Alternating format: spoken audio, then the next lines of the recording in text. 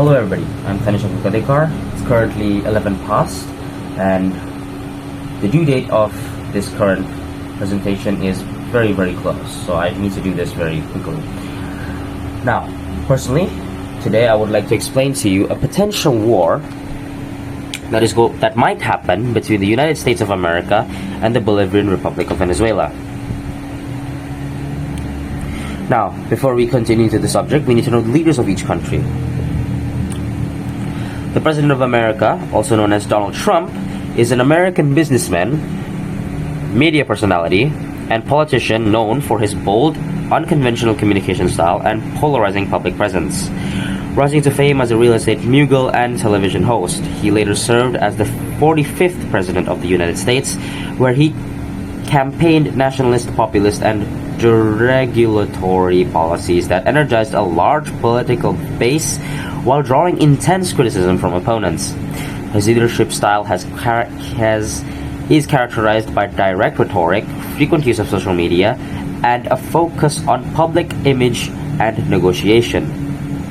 However, he has recently been heavily criticized on his mass deportation policies in his own country and also his recent acts towards peace, which I think we'll get into more into this presentation. Next, we need to know the President of Venezuela, also known as Nicolas Maduro. Nicolas Maduro is a Venezuelan politician and former bus driver turned union leader who has served as the country's president since 2013, succeeding Hugo Chavez. And considering his socialist, state-centric model of governance, his rule is marked by severe economic collapse, hyperinflation, mass immigration, and widespread shortages of food, medicine, and basic goods, which critics attribute to corruption, mismanagement, and the consolidation of authoritarian power. Maduro maintains control through loyalist military support, weakened democratic institutions, and contested elections that many international observers have criticized as neither fair nor free. While he portrays himself as a defender of Venezuelan sovereignty against foreign interference, he remains one of the most polarizing and controversial leaders in Latin America. Next, what really is the problem between these two countries? The US has significantly increased its military presence near Venezuela. Warships, including guided missile destroyers, nuclear-powered submarines, surveillance aircraft, and several thousand troops have been deployed in the southern Caribbean near Venezuelan waters. The tension is, number one, the U.S. has conducted strikes on strikes on vessels in international waters, allegedly tied to narco terrorists. Some killed in these strikes were reportedly Venezuelan nationalists, which has caused Venezuela to claim these actions amount to an undeclared war. Second, U.S. officials have increasingly characterized certain Venezuelan institutions, including alleged criminal cartels linked to the government, as terrorist organizations, a classification that could be used to justify even more aggressive military or covert operations. It is important to note that the U.S. military has also launched multiple high atmospheric bombers and also spy aircraft into Venezuelan airspace. This means that they are currently using the exact same tactic that they used on Iraq during the Iraqi War.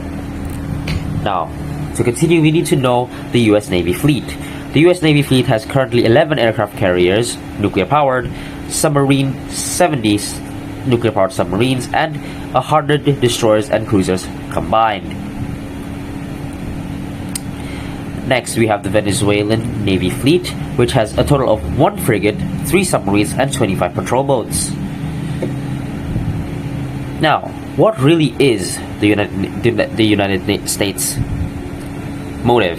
The United States might consider military action or extreme pressure against Venezuela because the country's enormous oil wealth, which includes the largest proven crude reserves in the world. Because Venezuelan heavy crude is ideal for U.S. Gulf Coast refineries, control or influence over its supply would offer major strategic and economic advantages. Although the US publicly framed its actions in terms of fighting drug trafficking, countering corruption, or promoting democracy, its history of sanctions, naval deployments near Venezuelan waters, and efforts to isolate the Maduro government are often interpreted as moves to weaken the current regime and potentially open access to the country's vast oil reserves under a friendlier government. As a result, many observers view risking tensions not just politically or security driven, but as deeply intertwined with the geopolitical value of Venezuelan oil. It is to note that this exact same strategy has been used by the United States against Iraq and many other countries that they have invaded for the exact same reason: oil. Continuing, this is the map of the world's oil reserves. As you can see, the darker the color goes, the higher the much more oil they have. In this map, you can see that there are two countries which have the black color: Saudi Arabia and the Bolivian Republic of Venezuela, which means that these two countries hold between 200 to 300 billion barrels in their possession in their reserves. As you can see, these are the top 5 countries who have the most oil reserves. We have number 1 Venezuela, number 2 Saudi Arabia, 3 Iran, 4 Canada, and 5 Iraq. This oil statistics means that countries like Venezuela, Saudi Arabia, who are at the top of the list, hold a disproportionately large share of the world's oil reserves, giving them outsized influence in global energy markets and geopolitics. The presence of large reserves does not always mean high current output. Factors such as infrastructure, investment, political instability, export sanctions, and costs of extraction influence how much oil is actually produced or exported. For resource-dependent economies, these reserves represent long-term economic assets, but also sources of vulnerability if global demand shifts or oil prices drop. That is all for my presentation. Thank you.